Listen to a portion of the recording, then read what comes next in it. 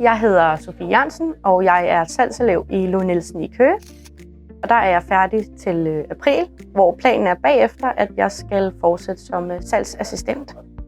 Jeg har valgt at blive salgselev i Louis Nielsen, fordi jeg elsker at arbejde med mennesker og kunne gøre en forskel for dem.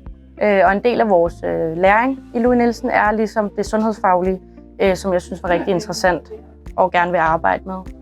Jeg har lige været på teambuilding-tur, som er en del af vores uddannelse. Jeg har lært en masse meget nyt om mig selv, som er noget, jeg kan bruge i fremtiden. Så hvis du får muligheden, så synes jeg helt klart, at du skal tage den. En typisk arbejdsdag for mig er, at vi møder ind lidt før vi åbner, hvor vi lige får sagt godmorgen til hinanden og får snakket om nogle lidt forskellige ting. Når klokken så nærmer sig 9, så går vi ned og får låst op, og vi får taget imod vores kunder. Og nogle af de arbejdsgaver, som jeg har, det er for eksempel, at jeg tager sundhedstjekket på vores kunder, hvor jeg tager et OCT-scan af deres øjne i forhold til at kunne opspore sygdomme før tid.